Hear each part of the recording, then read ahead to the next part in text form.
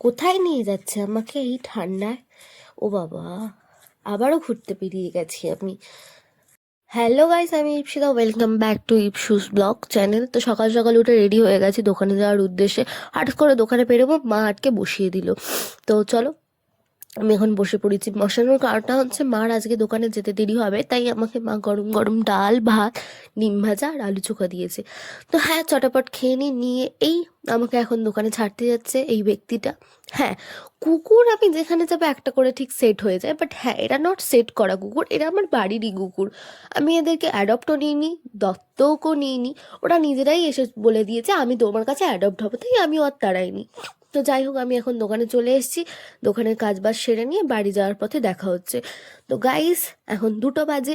আমার মা ফাইনালি দোকানে গেছে, আমার কাজ বাজ শেষ। আমি এখন বাড়ি যাচ্ছি, বাড়ি গিয়ে খাবো, আগে খুব খিদে পেয়েছে। আর নিয়ে খেয়ে দে তোমাদের সাথে দেখা হতে, চলো যাওয়া যাক, টাটা। তো বাড়ি গিয়ে খাওয়া না, বাড়ি গিয়ে আগে তো ওকে দেখা। তো এর শরীরটা কদিন ধরেই খারাপ, জানি না, একে নিয়ে আমার খুব চিন্তা হচ্ছে। আরে এই মানুষটার মধ্যে এত এনার্জি থাকে কোথা থেকে আমি বুঝি না। এই মানুষটা মানে এরকমই, দেখো হ্যান্ডশেক দিচ্ছে, কত ক্রিয়েটিভ আমার বাচ্চা। কিন্তু হ্যাঁ, তখনই দেবে যখন ওর ইচ্ছা থাকবে, আর যখন ওর ইচ্ছা থাকবে না ও এরকমই করে। মানে এই মানুষটাকে দেখেও আমি বুঝতে পারি না। যাই হোক, তো এখন বাইরেও দুটো এসে চিৎকার চেঁচামেচি শুরু করে দিয়েছে। কারণ কটা বাজে, তোর খাওয়া হোক না হোক 2টো বেজে গেছে, ওদের খাওয়ার টাইম তো হয়ে গেছে। তো যাই হোক, আমি চটচট খেয়ে নিই। তো আজকে মা হচ্ছে কি, যেহেতু আমি সকালে ভাত খেয়ে গেছিলাম তাই রুটি বানিয়ে রেখে গেছে। তো এইটাই আমার লাঞ্চ। তারপরে খাওয়া দাওয়া করে ওদেরকে খেতে দিয়ে দিচ্ছিলাম। তো হ্যাঁ, এখন 3 জায়গায় আমি ভাগ করে দিয়েছি। এ নিজের মনের সুখে এখন খেয়ে নেবে, কারণ এখনো বড়গুলো আসেনি। আবার বড় কুকুরগুলো এলে ছোটগুলোকে সত্যি কথা খেতে দেয় না। বাট তাও আমি সবাইকে ভাগ করে করে দিই। তারপরে আমি স্নান টান করে এসে রেডি হয়ে গেছি। এখন আমি একটুখানি রেস্ট নেবো, কারণ আমাকে আবার একটা জায়গায় যাওয়ার আছে। শান্তি নেই মানুষের জীবনে, তাহলে একটু ঘুম থেকে উঠে কথা বলছি। তো গাইজ, আমি রেডি। তো চলো যাওয়া যাক। কোথায় যাচ্ছি এখন আমি বলবো না, তো গিয়ে তারপরে আমি দেখাচ্ছি।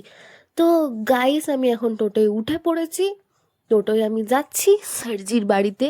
কারণ চলো যাওয়া যাক, সার্জির কাছে গিয়েই দেখা হবে যে আমি কেন যাচ্ছি সেই মানুষটার কাছে। হ্যাঁ, এই যে মানুষটাকে দেখতে পাচ্ছেন, এই মানুষটার রাস্তা সবার উপর চিৎকার করতে করতে যাচ্ছে, আর এই মানুষটারই আজকে ভ্যাকসিন। তো এনার ভ্যাকসিন দেওয়াতে আমি আর আমার সার্জি বেরিয়ে পড়েছি। তো তারপরে ওর ভ্যাকসিন দেওয়া হয়ে যেতে সেখানে কোনো ক্লিপ নিতে পারিনি, কারণ ও খুব খারাপ লাগছিল, ক্লিপ নেওয়ার মতো সিচুয়েশন ছিল না। তাই ও আমাকে এখন বাড়ি ছাড়তে যাচ্ছে। তো বাড়ি যেতে যেতে রাস্তায় আমি দেখলাম ডালের পকোড়া ভাজছে। ডালের পকোড়ার প্রতি আমার অবসেশনটাই আলাদা। তো তাই আমি রাস্তায় দাঁড় করিয়ে ওকে বললাম ডালের পকোড়া কিনে দাও। তো তারপরে হচ্ছে কি দুজনে ডালের পকোড়া খেলাম, দেন ও আমাকে বাড়ি ছেড়ে দিয়ে চলে গেল। আমি আবার রেডি হয়েছি। হ্যাঁ, আমি আবার মানুষটা বেরোবো, আমার মধ্যে এত এনার্জি আসে কোথা থেকে আমি জানি না। বাট আবার আমি রেডি হয়েছি, আবার আমি মেলায় যাওয়ার জন্য রেডি। তো মাই হেঁটে হেঁটে যাচ্ছে আর আমি মার পিছন পিছন বডিগার্ডের মতো হেঁটে হেঁটে যাচ্ছি।